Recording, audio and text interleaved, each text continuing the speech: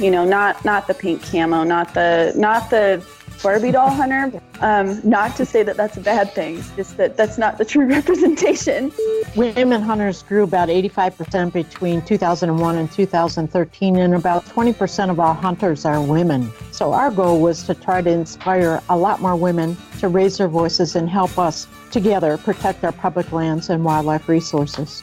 We call them the three pillars of public lands and waters, iconic species, and leadership development. Those were things that we wanted to work on as a group. We're hoping to eventually have a school of sorts of conservation leadership. We have some exciting, hopefully soon, job opportunities coming open. So, be on the lookout. You look back at 2 seasons, you look back at 20 seasons, you start to build up this storyline that's a really deep part of you. And I think that's really powerful. Hi, I'm Tammy Bashore. I'm Sara Domek. I'm Kathy Hadley. And I'm Jessi Johnson with Artemis, and you're listening to Living Country in the City, episode 52. Y'all ready for your dose of flyover state spirit? Straight from the concrete jungle? Well, put down your latte and pull on your boots. It's time for Living Country in the City. Hey y'all, welcome to episode 52 of Living Country in the City. I've got a big episode for y'all today, but before we get started, I'd like to ask you to take just a quick moment to check out my support page. I want to really start releasing even more awesome content, but I need y'all's help, and there's a ton of ways for y'all to get involved and really help Living Country in the City grow, and whether that's easy options like leaving a rating and review on iTunes or Stitcher, or even subscribing to my YouTube channel. But there's also options for more direct support, whether that's picking up a Living Country in the City hat from my store, or even by contributing financially on my Patreon page. Now, there's definitely costs associated with running the podcast, and while it's my passion, it kind of stings the pocketbook at times, and it really severely limits what I'm able to do. If even half of the people that are listening to this podcast each week contributed just $1 a month, that all of my operating costs would be covered, and I could focus more on expanding what I'm able to bring to y'all. And, it's not for nothing. Every pledge of $1 or more gets you some awesome rewards in return. Stuff like early access to podcasts, decals, hats, shout-outs on the show, monthly giveaways, even more. And so if you're a fan of Living Country in the City and you want to see it grow, take a moment to check out the support page at livingcountryinthecity.com/support. Now, on to today's show. As I said, I've got a big episode planned for y'all, talking with 4 of the founding members of Artemis Sportswomen, a program that is part of the National Wildlife Federation. This is probably the most people I've ever actually had on the line for an episode. Got folks all over the United States here talking to you. I think we're going to have a lot of fun. So, ladies, thanks so much for hopping on the call with me today. We're excited to be here. Thank you. I love the cacophony of voices. It's great. So really quick, why don't we get started? Just have all of you maybe tell me who you are, where you're from, what you do with Artemis, and then just maybe because there's so many of us, the quick pitch on how you got into the outdoors and hunting. Sure. I'm Tammy Bashore, and I'm from South Dakota. So I'm one of the co-founders of Artemis, and there's about 9 of us, almost 10 of us, I believe. We're about to bring another one on. And I got into the outdoors later in life, so I didn't grow up hunting. I got into the outdoors about 4 years ago, so I would have been in my 30s. And I think my passion lies now in getting my family outdoors and then teaching others to get their families outdoors. So. And I'm Sara Domek. I live in Du Bois, Wyoming. I grew up here in the state and followed in my father's footsteps for the most part, growing up hunting and fishing, spending a lot of time outdoors. And I'm really proud to be a part of Artemis. And I think the vision for the future and women in hunting is really strong with this group of women leading the way. Hi, I'm Kathy Hadley, and I live in southwest Montana in a mountain valley on a small ranch with my husband. I've been a lifelong hunter and angler, got into it with my dad and my family when I was just a little kid, and it's something I've done throughout my life. It's a place, that kind of activity is what gives me peace in my life, I think. And I'm a proud co-founder of Artemis, and we are so excited about trying to reach out to other women across the West who are interested in adding their voices to hunting and fishing and protecting our public lands. I'm Jessi Johnson, and I am the Artemis coordinator. I'm here in Wyoming as well. I grew up a ranch kid, sort of always outside, but wasn't hunting until about 7 years ago. So I'm a relatively new hunter, and I'm an archery hunter. Spent most of my time in the mountains of Wyoming, and I tell you what, it's just where you go and find peace and reconnect. And I'm so excited to sort of help open the door for other women and anybody who wants to get into this. That's great. And so now, Tammy, I talked with you a little bit before this, and we talked about all the different time zones we were trying to trying to arrange to get everyone on the call. Do you guys know what's the current span of the membership and of all the founders of Artemis? Do you know maybe the number of states or? So the co-founders are in just a couple states. We have 6 states represented right now. Actually, what Tammy mentioned, we're adding another one, which will add a 7th state. As it stands, we have co-founders in Idaho, Montana, Wyoming, Colorado, New Mexico, South Dakota, and we are adding Oregon. So those are the co-founders, and those are kind of what I would call the steering committee of Artemis, who help sort of make sure the vision is where we want it and where we need it, and is built, sort of for women by women in that sense. However, we have, as far as, and I use membership loosely because right now it's like emails and contacts that we have. We have about 700, and they are all across the country. So they're from every state. We actually have a woman in New York. We've had Alaska. We have a couple Texas. I mean, it's all over. So I don't know the actual true span, but it covers the country. That's super exciting. Now, you talked a little bit about the vision of Artemis. What would you really say is the driving idea behind starting Artemis? Behind starting Artemis was, I think there was, as women, and you look out and you go, sportsmen organizations cater to men. Duh. And I think we saw a niche in this and a lack of representation of who is actually out there and participating, not only in conservation, but in hunting as well.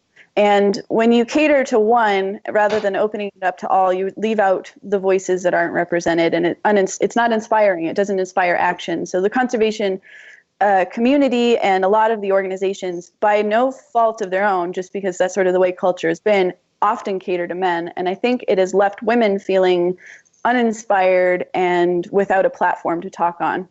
And so Artemis was brought not only to help showcase, the true vision of women in hunting and angling, not the pink camo, not the Barbie doll hunter and angler, but like a little bit different, a little more real.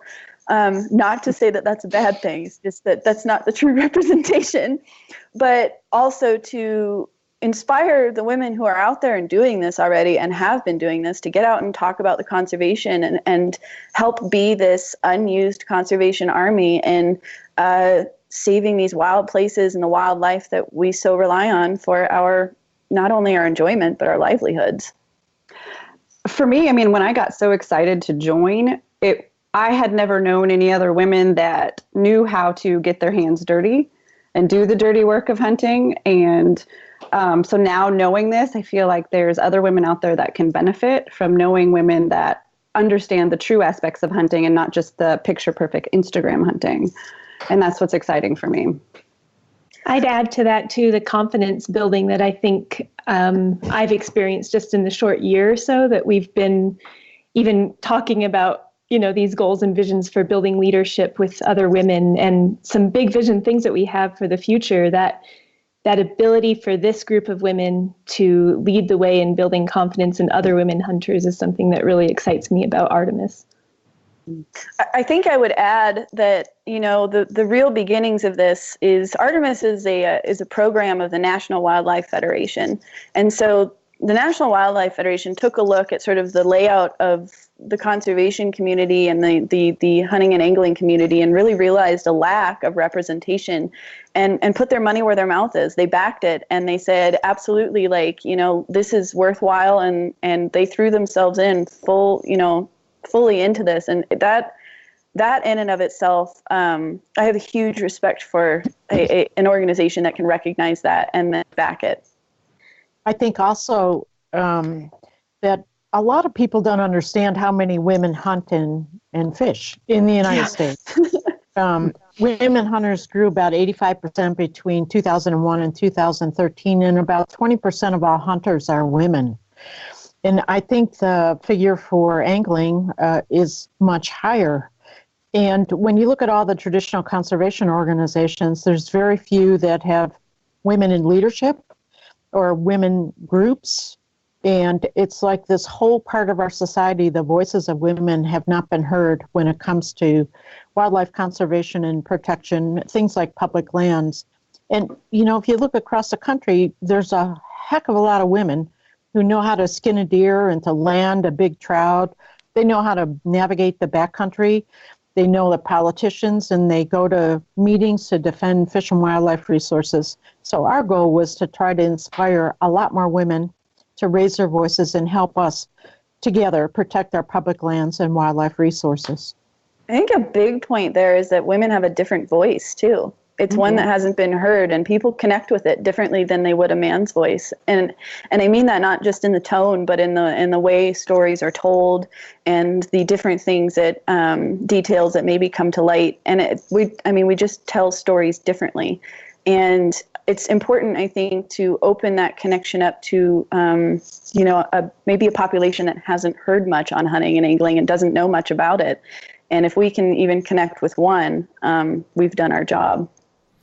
I think it's really easy for a lot of people who are on the other side of things, or even just on the fence, to look at a guy, big alpha male hunter, he just wants to go out and have beers and shoot deers. And, I think it's easy to write a lot of guys off like that. But when you have well-spoken women who are kicking ass in the woods and, bringing home the bacon or the venison, I think it's a lot harder for people to just write that off as the dumb redneck hunter or something of that sort. It does open up a whole new direction and a whole new voice that I don't think people are used to seeing. And I mean, especially as hunters, we need every single voice possible for conservation. I mean, it is just, we're seeing stuff disappear, especially me living here in California.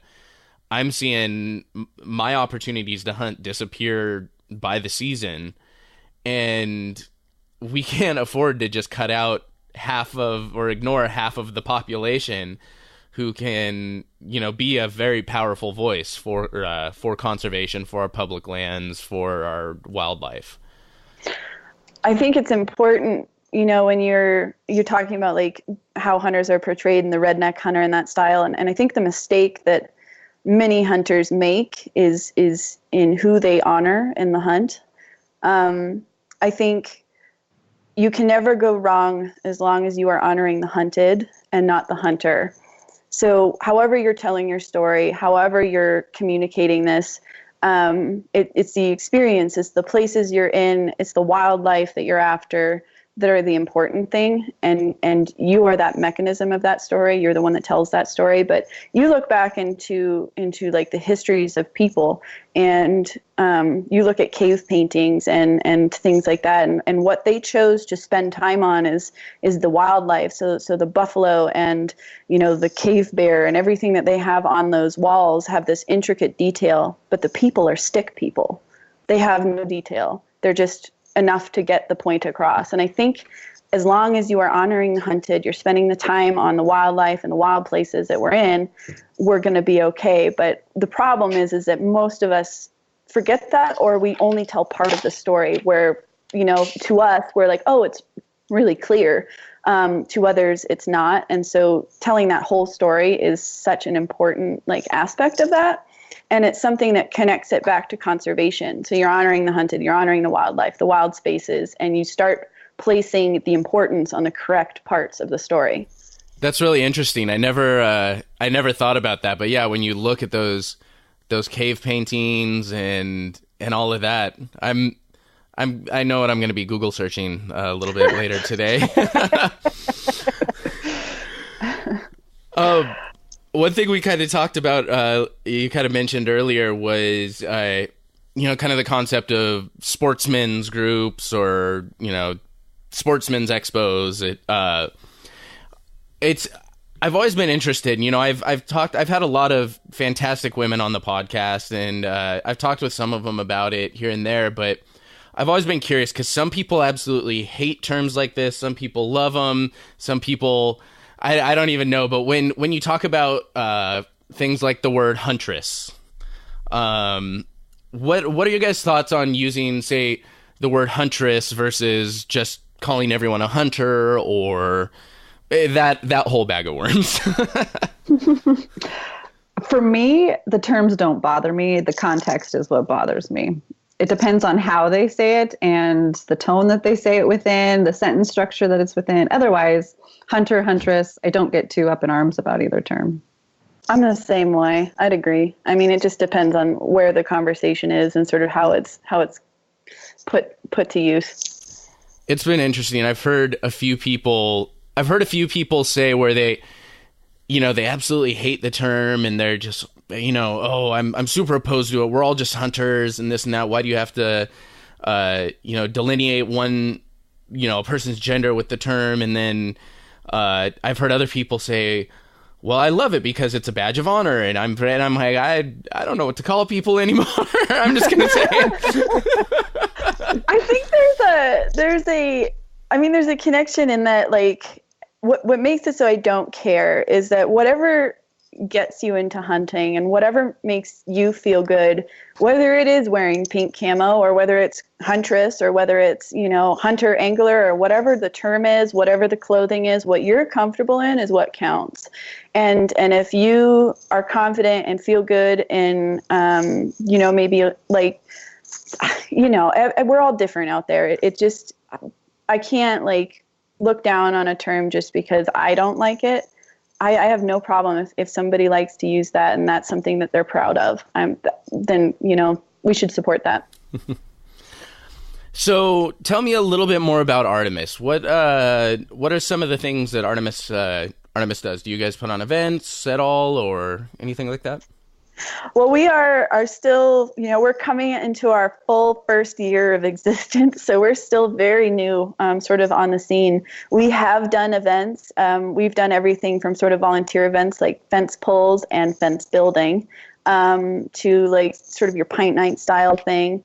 But we also, have done a lot of work just in education wise. We did a big sage grouse and mule deer report that we talked about how important the sage grouse and sage grouse habitat is to things other than sage grouse, like mule deer. And we called that, save the herd, save the bird.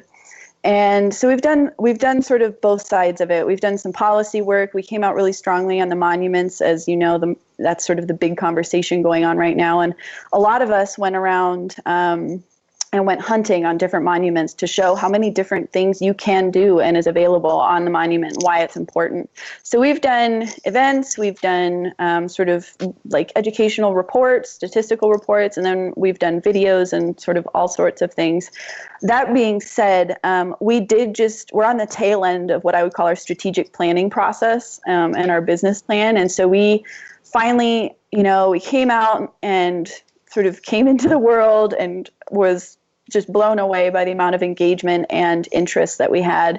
And then we kind of had to go like, okay, so what are we going to do with this? And we went through a big strategic planning process, and we're on that tail end of it now, and we're really excited for this new year. So we've got all these sort of different exciting things that are coming up. So as members and co-founders, they actually encourage us individually to do activities and events, and we're all in different places. So obviously, what Sara can do in Wyoming, maybe I can't do all the way on the other side of South Dakota because it's quite a ways away. And so they encourage us to do our own activities. And last summer, my husband and I kind of co-branded between his business and Artemiss a kids fishing clinic.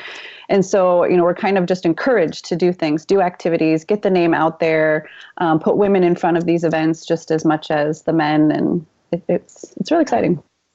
Another activity we did when we first started, which was pretty cool, was with support from the National Wildlife Federation, we went to Washington, D.C. and met with some of our congressional people. And I think it was the first time for some of them that they ever saw women hunters and anglers coming in and talking to them about land and water conservation funding and those kind of things. And we had a really good time doing that. It was fun. I thought it was really important. That was actually sort of the first official act of Artemis.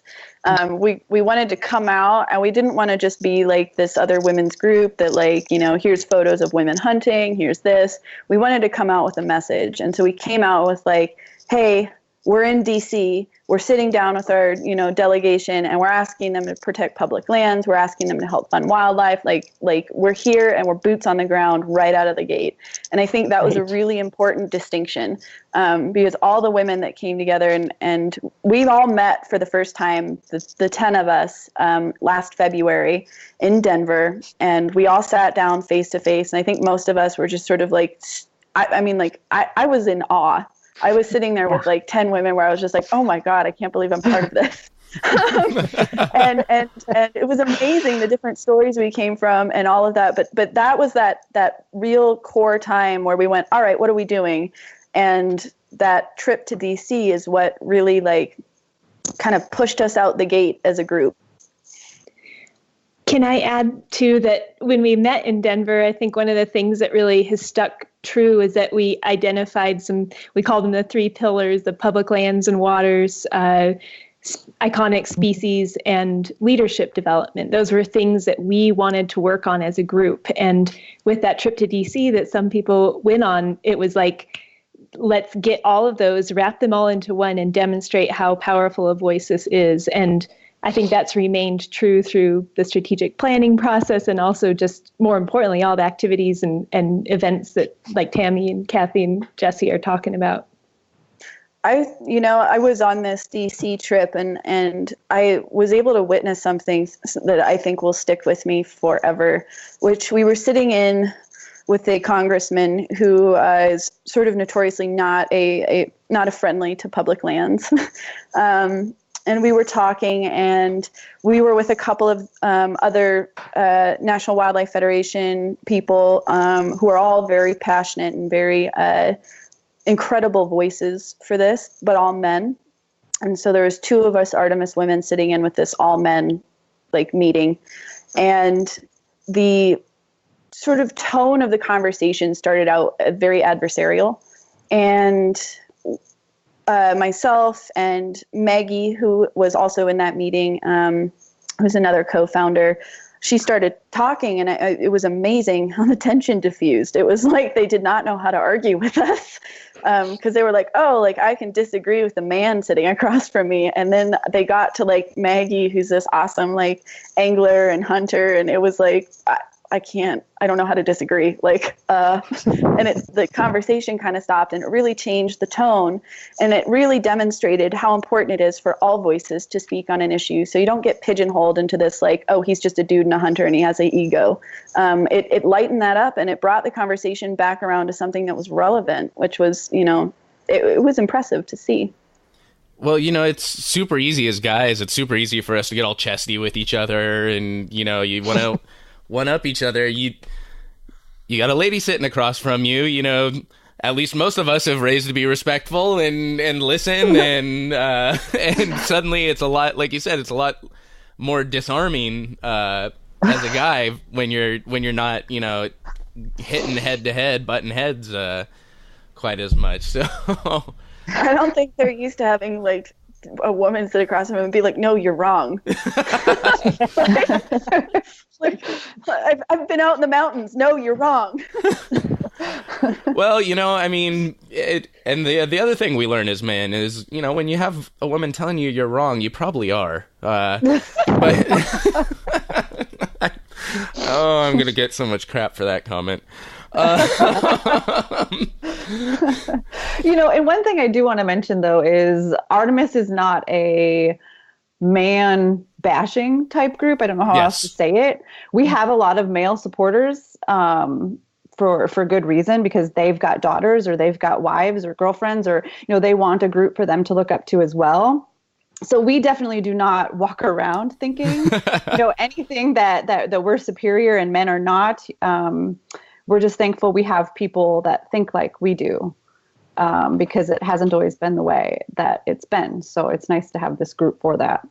And I think we recognize the amazing conservation work that the sportsmen and the men have done. Like you look at Aldo Leopold and, these kind of like iconic conservation men, we're in no way a man-bashing group, and it's the respect there. All we are doing is building on a legacy and adding some depth. Absolutely. And speaking of that, what, say as a guy, I'm single, but maybe I've, got my sister or my mother or some of my friends want to get into hunting. What would be, I don't even know how to phrase this question, but what as a guy can I better do to support women in hunting and encourage them? I think just open the door. I think a lot of women just don't know that you can go out and do it, and just being an instigator in that sense of being like, hey, let's go. And I think comfort levels, like find out, different women people are people. With some people, an archery elk hunt is their first hunt. I don't know what you're talking about. Other people, maybe take them bird hunting or a half day of hunting, or just take them out for a hike. It's getting them comfortable in the outdoors, and it all depends on a level of confidence in it. I think just opening the door is important and letting them know that it's there. Yeah, I mean, my husband was a hunter before I met him. And so when I met him, he just invited me along on a turkey hunt. And it was something I was interested in, but I didn't know anything about because I had never been before. So I didn't really know what I was supposed to wear, what I was supposed to do, how quiet I needed to be. So he kind of taught me as I went, and he gauged my comfort level. How far am I comfortable walking? How am I comfortable shooting? It was all these different things. And he just had to read me essentially and kind of see and ask me questions if I was doing okay. And just kind of guide me, because I think that's the hardest part and the most intimidating part is not even knowing what to do. And so then you just don't do it. And to the women out there that are starting hunting, ask and talk about it. If you're uncomfortable, say something. Don't just power through it. Right. Right. Because I have heard from some people who don't hunt now because their first hunting experience was horrible. And whoever took them with did it so many wrong ways that it turned them off from hunting. And so I think it's important to, be a good role model if you're going to take someone out, and to just ask a lot of questions and teach. Can I add? I think the confidence building aspect of what everyone's saying too is really important. So, whether it's connecting with that individual on their own terms and understanding where their comfortable starting zone is, and also how they relate to it. People come to hunting from so many different backgrounds, and I mean, even the storyline of each of us here is very different from one another. And I think respecting that and knowing that there's a place for everybody in the hunting community is really important. So whether it's for building self-sufficiency, so a single mom can go out and, hunt and bring home food for, organic fresh meat for her family, or whether it's someone who really wants to understand, the role of fishing in their own backyard and how the water, connects to their landscape. I think it's really important to understand where people are coming from and respect that and build confidence from their place, wherever we're all starting from. All right, let's pause there for just a quick second to hear a word from one of my partners. Hey y'all, as hunters, we are constantly on the move. Whether it's a scouting trip, heading to the range, training for the hunt, or searching for sheds, providing the fuel to sustain this high-intensity lifestyle requires top-quality food options, and you shouldn't have to compromise the quality of your nutrition when you're on the go. Rugged Meats is here to provide superior nutrition anywhere or anytime, no matter what the hunt is throwing at you. Their snack sticks are made from 100% free-range, wild-caught, forest-raised boar, and all products are guaranteed to be free of any added nitrates, MSG, and gluten. Plus, they come in several different flavors and options, so you can find the best way to power your pursuit. Check out the Rugged Meats website and get 10% off all purchases from Rugged Meats by visiting our partners page at livingcountryinthecity.com/partners. So now if we talked a little bit about the 3 pillars, right? Mm-hmm. What along with those, what are some of your goals for Artemis in this coming year?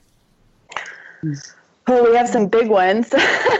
I think really with the public lands one is the easiest one to start with, being sort of that first pillar. And it was really the first thing that all 10 women went, yep, this is important. Goals wise, it's really more of a the protection of, so whether it's policy work and different bills that come up that are negatively impacting public lands in any way that we can, whether it's national or even in our state legislatures, we've really made it an important thing to not only defeat them, but support the people that are doing the good work as well.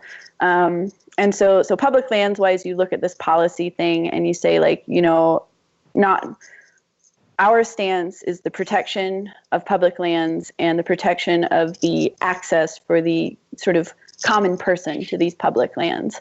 And on the other side of that, it's also talking about the education. I mean, I think some people don't even know what public lands are, and they don't understand why it's important. They may never see them, but if you like clean air and clean water, you better like public lands, because that's where your clean air and clean water come from. And so it's that education piece as well, and I think that's where the storytelling comes in. And when you talk about your own personal experiences on these places, it hits much heavier and is a much more convincing tale of why it should be protected. So I think the public lands one is a big sort of niche there. And with iconic species, we chose the mule deer and the cutthroat trout as sort of our first protection, our highlight species. And we did that because often the mule deer and the cutthroat trout, especially in the states that most of the co-founders are from, are a person's first window into hunting or angling. And they are both species that are in a lot of trouble. The mule deer, because of habitat fragmentation and because of loss of forage, is suffering. Their migrations are being lost. A lot of their habitat is going away. And while some of us may be used to seeing, deer in town, that's the problem. Deer are in town and they don't belong there. They're going where they can find food, and that's not the healthy diet. And then you go, we kind of have roped sage grouse into that because, again, sage grouse and mule deer share a very similar habitat. And the cutthroat trout is the same way. The cold water fisheries is going away, and it's one of the most fragile ecosystems out there. And if you protect this habitat that this trout lives in, you're protecting clean water, you're protecting the small mountain streams, you're protecting this high alpine sort of environment that not many people often get to experience or even know is in trouble. And then the big one is that leadership development as well. And I think the really exciting thought is, and this is not just this year, this is down the road, we're hoping to eventually have what I would call is like a school of sorts of conservation leaderships.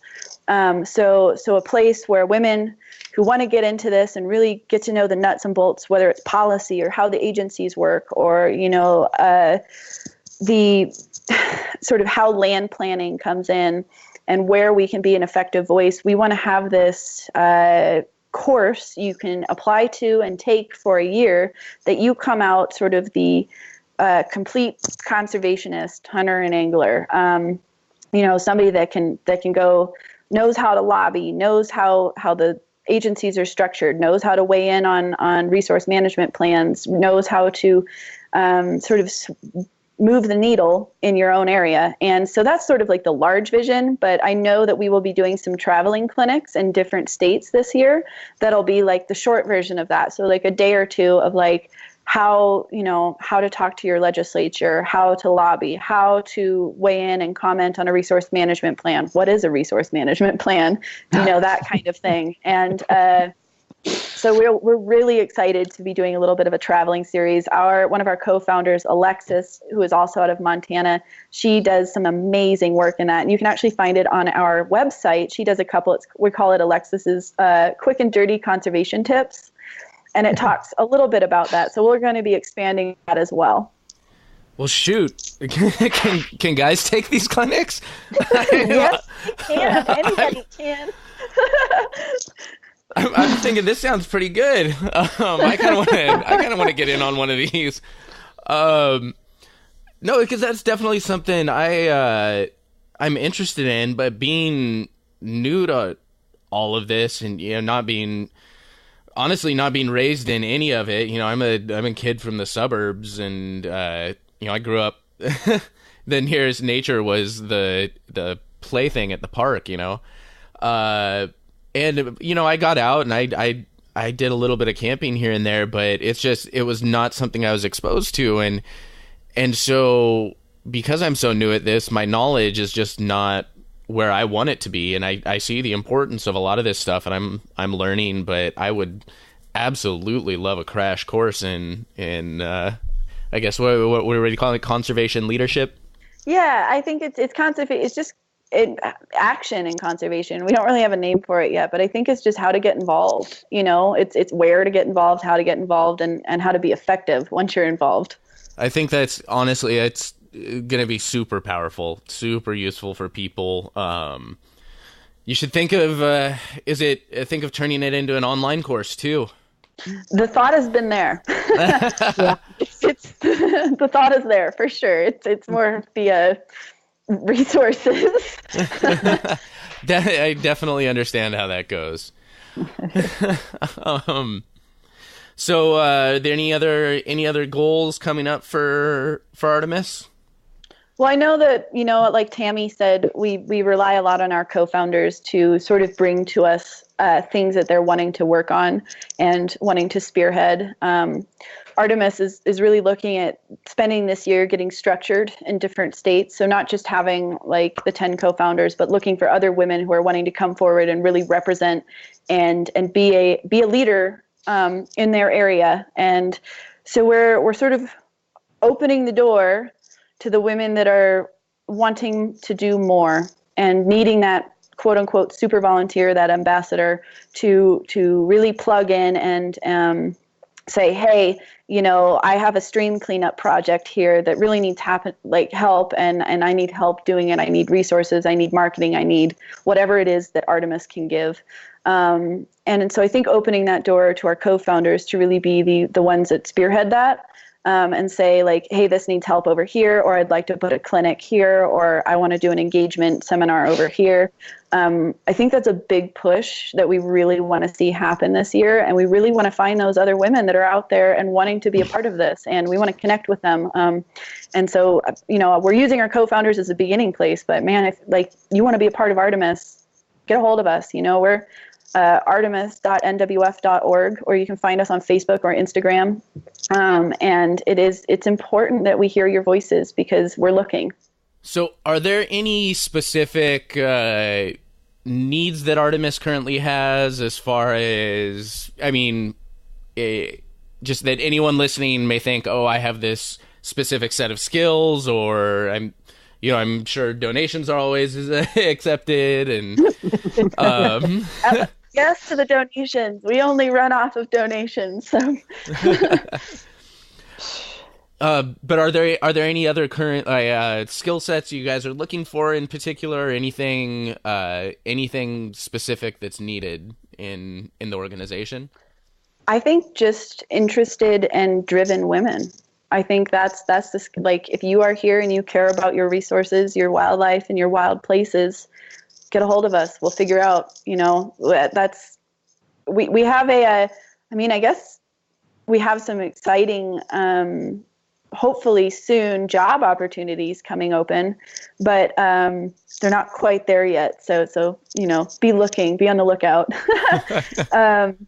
But yeah, I mean, really, what we need is that the woman that's invested and interested and ready to really dive in. Fantastic. If you have the desire, I'm sure you guys can find something for them to do. Yes. So you mentioned the website artemis.nwf.org. Where else can people find Artemis online? Well, like I said, social media wise, you can find us between Facebook and Instagram. It's just Artemis Sportswomen on Facebook, and I think it's Artemis_Sportswomen on Instagram. Most of the time, I mean, really our thing is on our website to sign up for the updates. That's the big thing. Like, go in there and plug in your email address, and it gives us a way to get a hold of you. And it will also alert you whenever we're in your area or whenever we're doing something even in your state. You'll get a little notification that'll let you know. We are, like I said, just coming out at the tail end of the strategic planning process.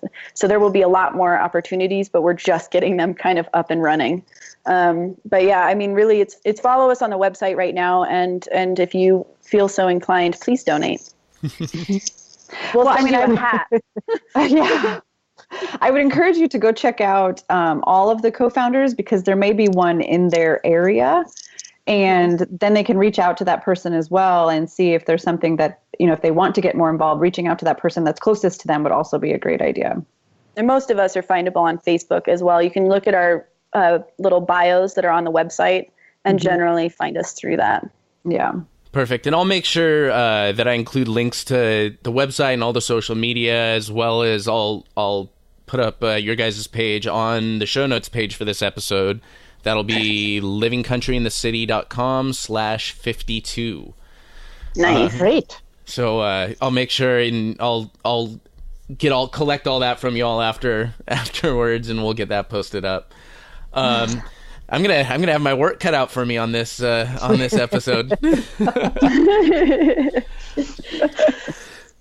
So go for it. I was gonna say one thing I always like to ask is any advice. This podcast is really geared towards new hunters or huntresses, people just new to the outdoors, or maybe they're just like myself from urban environments, or may not have grown up with it and feel either intimidated or overwhelmed, or just don't know what they want to do. What advice would you give that person that's just kind of intimidated by getting into the outdoors and hunting or fishing? Get out and do it, and be patient with yourself. I mean, the thing is, nobody's first hunt is, everything you think it's going to be, and you have to take the victories as they come. I mean, just you getting out there is a victory. And so I think being very patient with yourself, understanding that all of us, whether we've been hunting our whole lives or 7-8 years, we're never going to be experts at anything with this. And that's some of what hunting is being continually humbled. But I think that just get out and do it. Don't be, maybe you do it wrong. Maybe you don't know enough. Maybe this. And the only way you're going to learn that is if you get out. And eventually you will fix the things you don't know. Yeah, I actually just wrote about this not too long ago, because for me, I wasn't as confident to just get out. I wish I was. But I had to, when he had first asked me, I had to read tons. So I would definitely recommend reading. Just read as much as you can get a hold of. Target practice if you are shooting a gun. I did not get target practice before I shot a gun for the first time. It was at an animal. And that's extremely uncomfortable. And it has pushed me actually away from gun hunting because of it. I would say ask questions, seek people out like Artemis. So message those Artemis co-founders and ask your questions, because they're the ones that can answer them for you. And then ultimately, just once you have all that, just get out there, like Jess said, and do it. Well, The other thing I was going to say is some states have classes. So I know in South Dakota, in the next, I can't remember the date, might be in the next month or so, they have like a Hunter 101. So anyone that's new to hunting can come and take that course. I took hunter safety with my son because I had never taken it before. And so he was 11 at the time or 12 and he needed to take the course. So I actually did it with him. So I'd say taking classes as well, because then the people teaching the classes have become mentors that I can now ask more questions to that I didn't understand before. And if you can find those mentors, oops, sorry, Kathy. Just another idea is to find a mentor, find a friend of a friend, find somebody who hunts or fishes, depending on what you want to do. Mm-hmm. And they are great teachers and will build your confidence and will share their secrets with you. I think it's really helpful to have somebody locally that you can go talk to about where you want to go, what you want to do, what you should carry in your pack, talk about the weather, those kinds of things. It's really helpful. That's just what I was going to say too on the mentor role. I think it's huge to be able to have somebody and to have fun too. You know, it is hard. You tore your meniscus. Like, it can be really hard, but sometimes you have to just stop and know that you're out there for a lot more than the end result. You know, it's out there for the experience. And if you're having fun, and if you look back on a season and you look back at 2 seasons, you look back at, 20 seasons, like you start to build up this storyline that's a really deep part of you. And I think that's really powerful to both have that fun experience and know that you're out there for a bigger thing than just the hunt itself. And stick with it.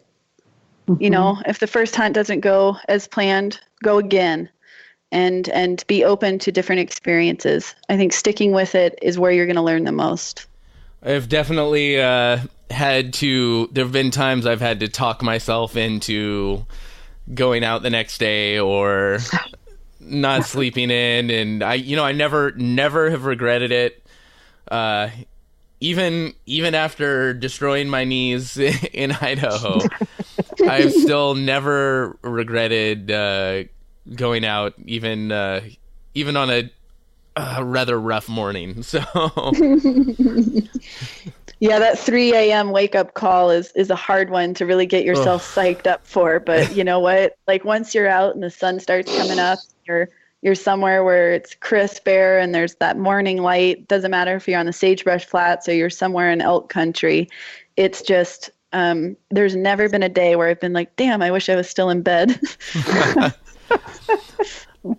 I will say it's, I look back at the little bit of hunting I've done and just the differences in the mornings. It was in Idaho and in knee-deep snow and, all bundled up, and it's the trees all around everything. And then, just yesterday morning, out on the edge of a cliff somewhere in the middle of the desert. And it was just about as opposite of terrain as you could get. And it was just, one was just as beautiful as the other. And it was just both are amazing mornings out hunting public lands. And it's kind of funny thinking about that about as far in between as you can get it. Mm-hmm. Alrighty, well, as we're winding down here, any final closing thoughts? Anything else that I may not have asked or that y'all wanted to let folks know about Artemis or yourselves?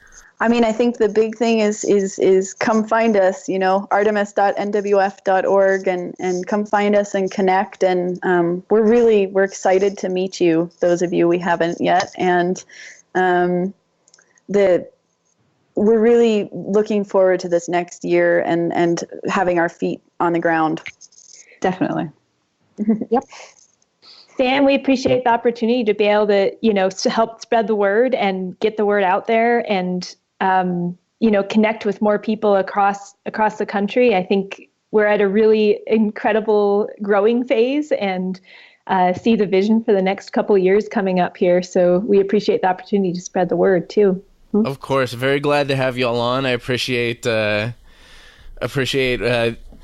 the time out of your day to hop on the podcast for sure. Thank you all so much. Thank you. Thank you. Bye-bye.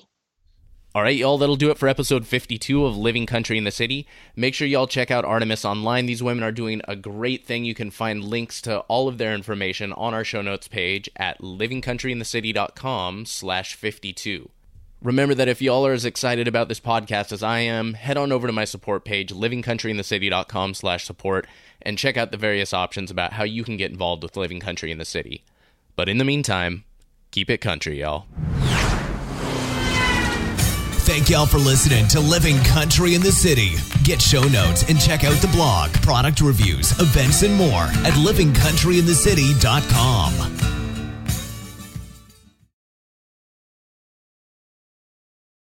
Here, you know what I'm going to do? Because this is super cool. I'm going to take a selfie with you guys. Good thing I showered. I was like, I should ask if that's okay. Of course. Yeah. Ready? 1, 2, 3. That's so funny. I love it.